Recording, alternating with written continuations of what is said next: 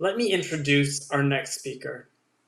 Dr. Tiago Mestre is a physician with the Ottawa Hospital and a researcher with the Ottawa Hospital Research Institute and the U-Ottawa Brain and Mind Research Institute. He is currently leading the implementation of programs for treatment of advanced PD patients at the Ottawa Hospital. He's heavily invested in the development of a novel paradigm of care delivery in Parkinson's, the Integrated Parkinson's Care Network, with the potential to be applied to other chronic neurodegenerative diseases. Welcome, Dr. Mestre. First, I would like to thank the invitation for this kickoff event, and I think it's amazing how these different ideas resonate in somehow different ways in terms of how can we make care improvement and improving of people with Parkinson's disease. And also you can see that I've had it and highlighted in red that it's today. So many of these strategies in terms of care improvement, I think are in a way so different from developing a new drug. And always we think about a new drug that potentially could cure Parkinson's disease. And unfortunately, realistically, know that these are projects that take decades or many years, while these initiatives can impact our patients and people in the Parkinson's community today. And I think that's perhaps one of the things that attracted the most while we developed these novel ideas in terms of care delivery in Parkinson's disease.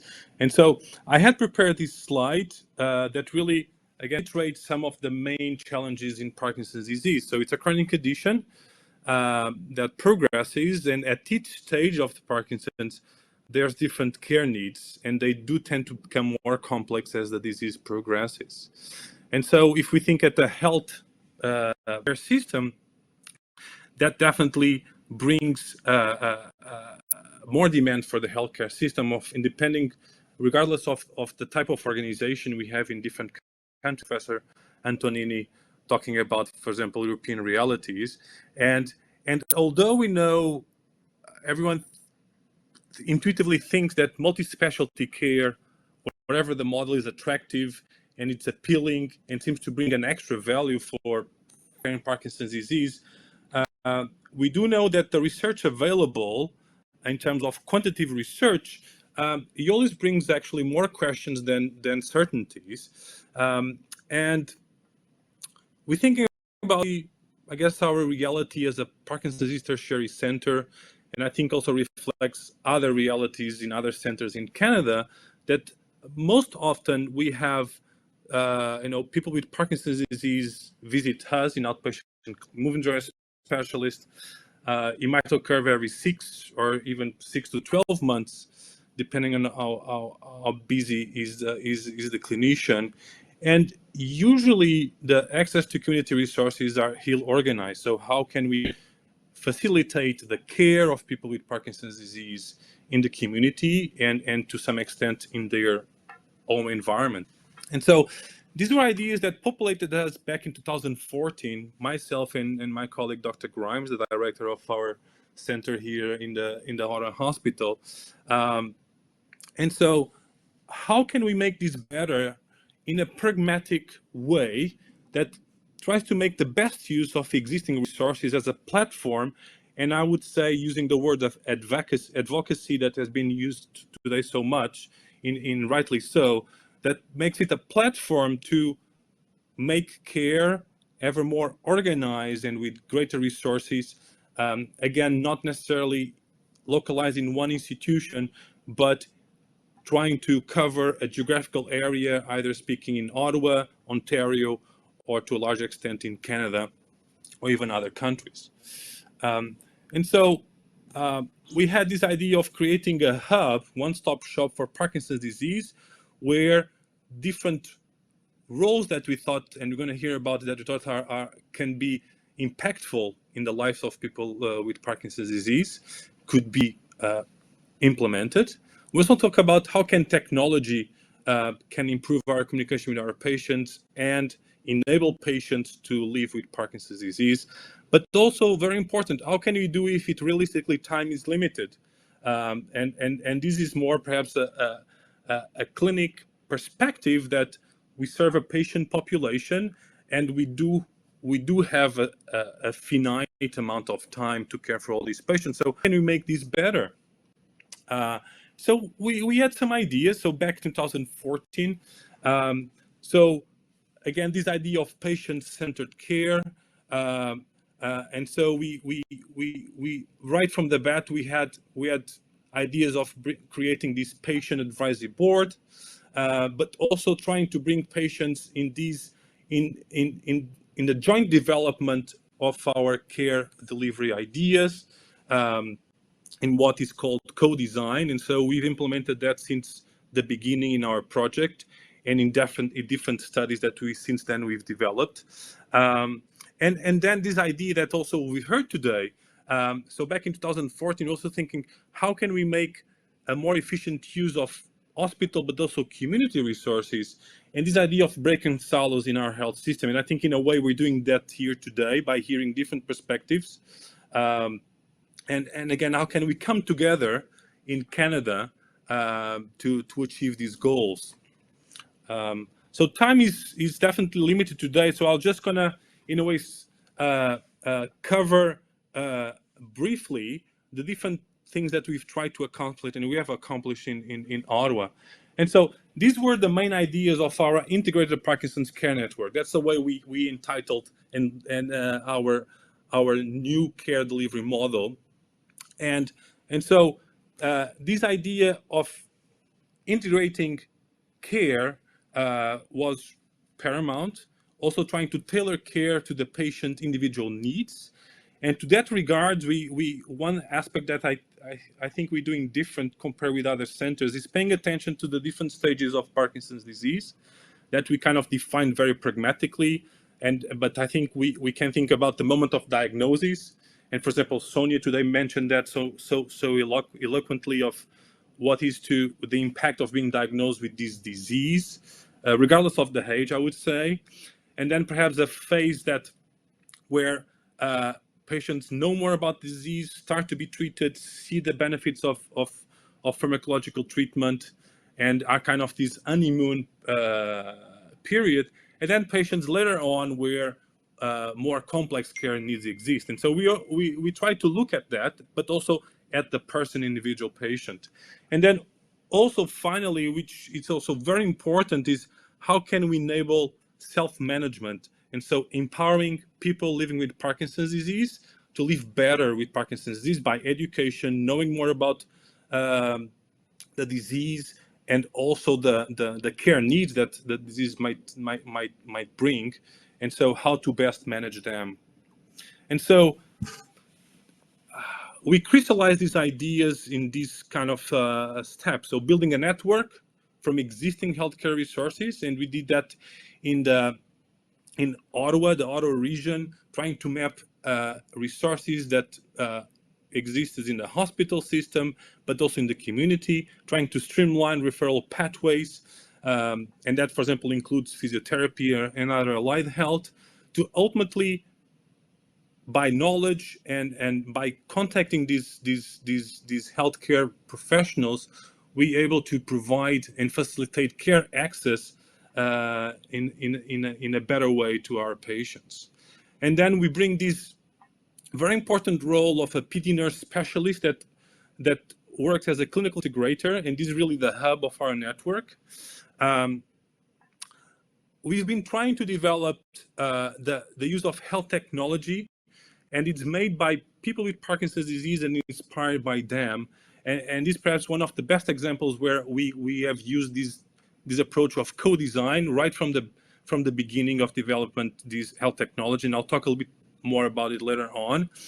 And then we also had always this idea of how can this be sustainable, this project, knowing that resources are sparse, not all cities and all regions, for example, in Canada, will have the same resources and funds.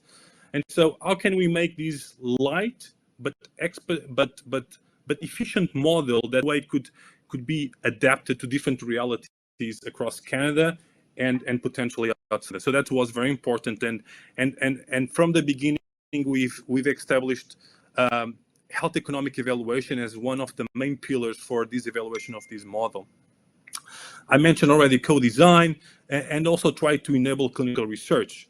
And so from these ideas, we've been able to build a comprehensive research program that ultimately tries to provide the evidence that will allow for this model or the, I would say, the care values that this model tries to enable, to advocate for those within the government, to in a way, my ultimate goal is that we can create a care integrated network across Canada, using these ideas and others that could potentially be incorporated in the future.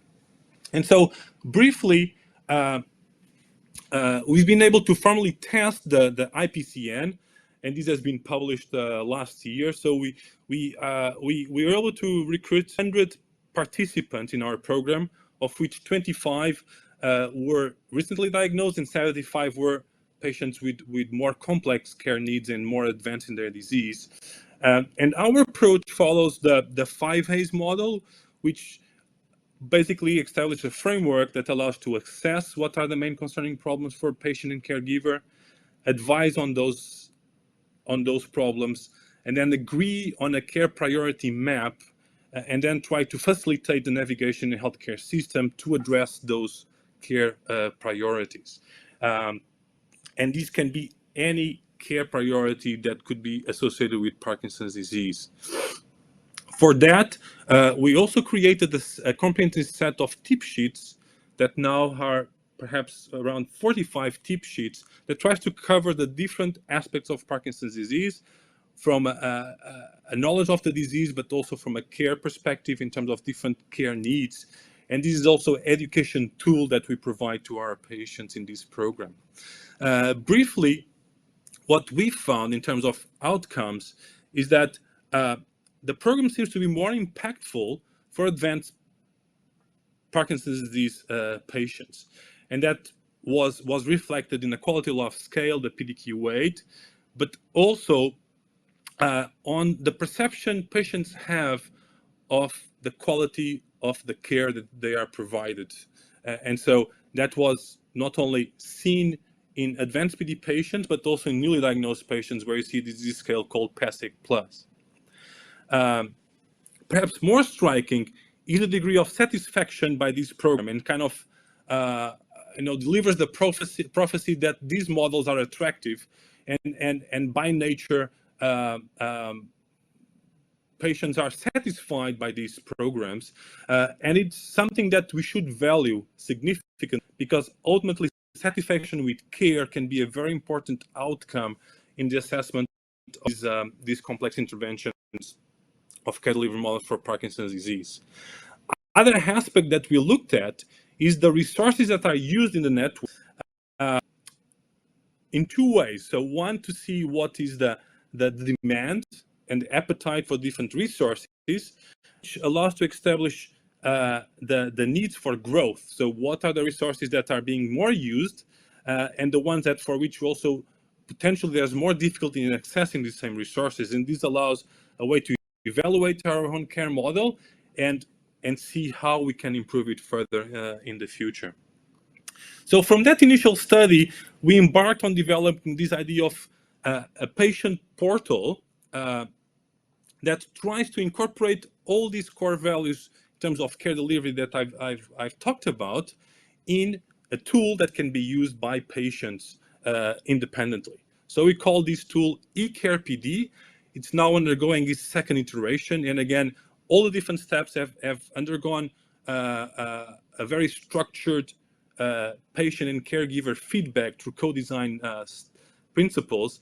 And this idea of not only being able to provide education to people with Parkinson's disease and their caregivers, allow for them to monitor their care priorities and their care needs that were elicited by them, and in the future try to incorporate quantitative measures of different dimensions of Parkinson's disease. And these are some examples. So, for example, potentially speech therapy and being able to monitor speech therapy, exercise monitoring, gait, And this, of course, depends on how the landscape in terms of health technology and wearables, for example, Parkinson's disease develops. But our idea is that in this platform, we're able to incorporate all those resources. And for example, the Care Finder that Sarah Lidstone just mentioned, is it something that potentially incorporates in such a tool as a fundamental module that allows people with Parkinson's disease to know the resources that are available in their community. We've been fortunate to be recognized in terms of grounding, and so right now we are involved in leading an international consortium called krpd, in which we try to test these ideas in a more comprehensive way across different countries. So not only Canada, but other European partners that you see here. So such diverse countries as Portugal, Italy, Germany, Ireland, and Czech Republic. So right now we are starting a similar study that I've just described that we've done in Ottawa in these countries. So it'll be exciting to know how these ideas are implementable in such different realities in terms of healthcare system and culturally and socially that you could find in these different countries. Also, we are currently starting a study to test the ideas incorporating the IPCN across Canada.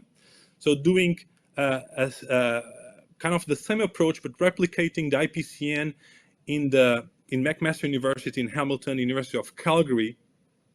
And again, it's ultimately a test to not only the feasibility to implement the network, but also see what are the gains and the impact of this care delivery model across Canada. And my ultimate ambition is that, as I mentioned, we are able to test it and implement it as standard of care across Canada. And I would just like to acknowledge that I wouldn't be able to do all this work if there was a supporting movement disorders research group in the Ottawa Hospital, and also recognize all the patients and care partners that took part as participants of the study, but as part of our advisory boards in this project.